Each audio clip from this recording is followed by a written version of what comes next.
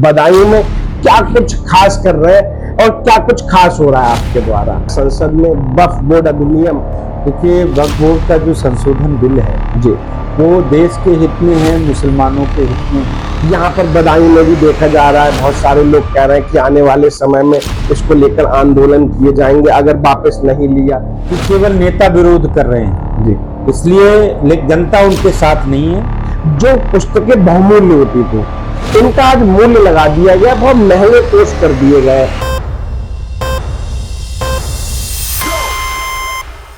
इस पूरे सप्ताह बीजेपी का 40वां स्थापना वर्ष मनाया जा रहा है। इसी उपलक्ष्य में हम खड़े हुए हैं बीजेपी के बदायूं कार्यालय पर और हम आपको मिलवाने वाले हैं क्षेत्रीय अध्यक्ष दुर्विजय सिंह साकी जी से। होगी कुछ खास वार्ता, जुड़े रहे सत्य में भारत न्यूज के साथ। सबसे पहले तो आभार चाहूंगा मैं आपका कि आपने हमें समय दिया सर। आपका भी बहुत बहुत धन्यवाद। सबसे पहले सर ये जानना चाहेंगे कि 46वें स्थापना दिवस के मौके पर बदायूं में क्या कुछ खास कर रहे हैं और क्या कुछ खास हो रहा है आपके द्वारा। 6 अप्रैल 1980 को भारतीय जनता पार्टी की वैचारिक यात्रा प्रारंभ हुई थी जी।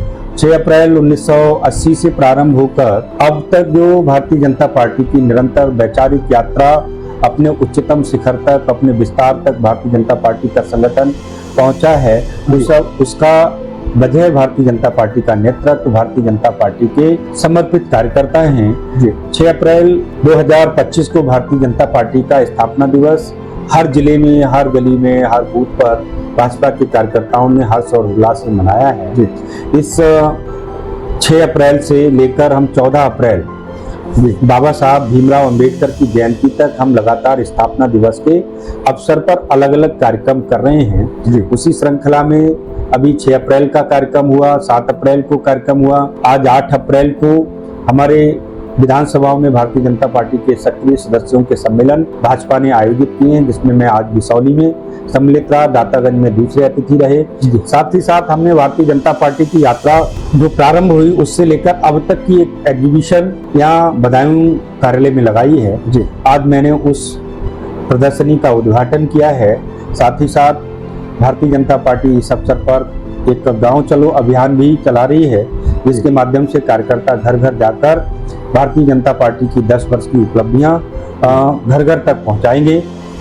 साथ ही साथ एक प्रदर्शनी लग रही है, सक्रिय सम्मेलन हो रहे हैं। तो ऐसे पूरा एक 6 अप्रैल से लेकर 14 अप्रैल तक स्थापना दिवस के अवसर पर ये हमारे कार्यक्रम भारतीय जनता पार्टी के द्वारा आयोजित किए जा रहे हैं। इस अवसर पर मैं सभी भारतीय जनता पार्टी के कार्यकर्ताओं को, भारतीय जनता पार्टी के समर्थकों को बहुत बहुत शुभकामनाएं देता हूं। और साथ ही साथ मैं ये पूरी विश्वास से बात कह सकता हूं, भारतीय जनता पार्टी की वैचारिक यात्रा अभी यहीं नहीं रुकने वाली है।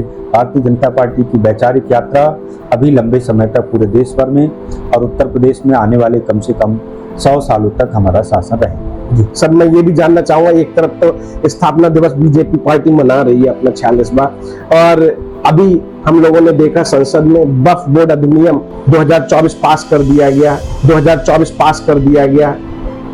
हम बात करें अल्पसंख्यक समुदाय की, इस पर जो प्रतिक्रिया आ रही है वो कह रहे हैं कि हम कोर्ट में जाएंगे, इसको लेकर सुप्रीम कोर्ट तक जाएंगे। ऐसा आपका क्या मानना है, इस पर आपकी व्यक्तिगत राय क्या है। देखिए वक्फ बोर्ड का जो संशोधन बिल है जी, वो देश के हित में है, मुसलमानों के हित में है, और खासकर उन मुस्लिमों के हित में है जिनकी जमीनों पर कब्जा हो गया या जहां टैग लगा दिया जबरदस्ती वक्फ बोर्ड का लगाकर कि यहाँ ये जमीन मेरी है। तो अब वो वक्फ बिल संशोधन है, उसके माध्यम से जो पीड़ित है, जो शोषित है, निश्चित रूप से मैं कह सकता हूँ उनके लिए नए वक्फ संशोधन बिल से न्याय मिल सकेगा। इसका विरोध आम मुस्लिम नहीं कर रहे हैं जी। कुछ चुनिंदा जो देश की पॉलिटिक्स में अपना इंटरेस्ट रखते हैं, जिनके अपने एजेंडा हैं जी, वो लोग इसका विरोध कर रहे हैं। से जनता में कोई बैर विरोध नहीं जी।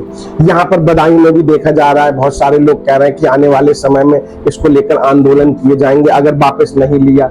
इस पर देखिए मैंने फिर कहा कि केवल नेता विरोध कर रहे हैं जी, इसलिए जनता उनके साथ नहीं है, इसलिए कहीं कोई विरोध नहीं होगा। मैं आपको निश्चित बता रहा हूँ, जो जनता है वो केवल अब उनकी भी जो होशियारियां हैं जी, उनकी जो मक्कारियां हैं, उनको अब मुस्लिम जनता भी समझ चुकी है। वक्फ के नाम पर कितनी अत्याचार हुए हैं देश में जी। जहां मर्जी हुई वहां जमीन कब्जा ली, तो वो कब्जागिरी, वो ठेकेदारी, वो धंधागिरी अब नहीं चलेगी।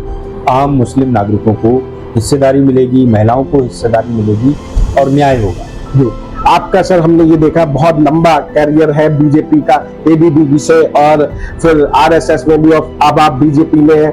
एक जनता ने बहुत बड़ा सवाल आपसे पूछा है, कम मुझसे कहा कि पूछना जरूर है, यहाँ से मुझे तो एक पूरे भारतवर्ष में इस समय स्कूल खुल रहे हैं, नए सेशन का शुरुआत हो रही है भैया, तो उस दौरान अभिभावकों का मानना ये कि जो पुस्तकें बहुमूल्य होती थी उनका आज मूल्य लगा दिया गया, बहुत महंगे कोर्स कर दिए गए, जबकि सीबीएसई बोर्ड हो या यूपी बोर्ड हो कहते हैं कि एनसीईआरटी की बुक चलनी चाहिए। इस पर आप क्या सोचते हैं कि पेरेंट्स इस ओर क्या करें आखिर? देखिए, देश में जो व्यवस्था है, जी, मैं चूंकि विद्यार्थी परिषद का भी कार्यकर्ता रहा हूँ, हमने बड़े बड़े आंदोलन किए। जी, हमारे देश में जो संविधान में शिक्षा की व्यवस्था है या जो एजुकेशन सेक्टर है, जी, उसको डिफाइन किया गया है, education sector is a non profiting sector. जी, इस क्षेत्र में मुनाफे की संभावना नहीं है या मुनाफे का क्षेत्र नहीं है, जी, ऐसी इस क्षेत्र की व्याख्या की गई है। जी, वर्तमान में शिक्षा पद्धति में थोड़ा चलन हुआ है। हमारी सरकार, मैं विशेष रूप से कहना चाहता हूँ, बेसिक शिक्षा पर विशेष ध्यान दे रही है। जी, आज गांव में हमारे सारे प्राथमिक विद्यालयों का कायाकल्प हुआ है सरकार ने, जी, और कायाकल्प करके इतना व्यवस्थित किया है, इतने एजुकेटेड टीचर्स की भर्तियां हुई हैं। जी, लेकिन थोड़ा मैं आम जनमानस से भी कहना चाहता हूँ जी, कि केवल प्राइवेट सेक्टर में ही पढ़ाई नहीं है। अगर आप सरकारी क्षेत्र में अपने बच्चों को भेजेंगे तो निश्चित रूप से, हम लोग भी सरकारी क्षेत्रों से पढ़े हैं, बढ़िया पढ़ाई होती है। और जो महंगी किताबें लगा रहे हैं उन सब के बारे में मेरा कहना है कि सरकार ने महंगी व्यवस्था नहीं की है। सरकार का तो लगातार कहना है कि एनसीईआरटी की रिकमेंडेड जो पुस्तकें हैं उन्हीं को लगाना चाहिए। जो लोग इसमें मुनाफा ढूंढ रहे हैं, जा रहे हैं, उसमें मेरा उन सबसे अनुरोध है कि अभिभावकों के साथ मिलकर उसको प्रॉफिट के रूप में नहीं देखना चाहिए। जी, आपने सर हमें समय दिया, आपका बहुत कीमती समय होता है, लेकिन आपने समय दिया, बहुत बहुत आभार है आपका। और मैं चाहूंगा कि हम दोबारा एक बार मिले, क्योंकि बधाई कि लोग जानना चाहते हैं आपकी उस जर्नी को जो आपने मतलब करी, राजनीतिक सफर रहा आपका, उस सफर के बारे में एक बार जरूर मैं चर्चा करना चाहूंगा सर। और बहुत बहुत धन्यवाद। आपका भी बहुत बहुत धन्यवाद, आपसे मेरी मुलाकात। धन्यवाद।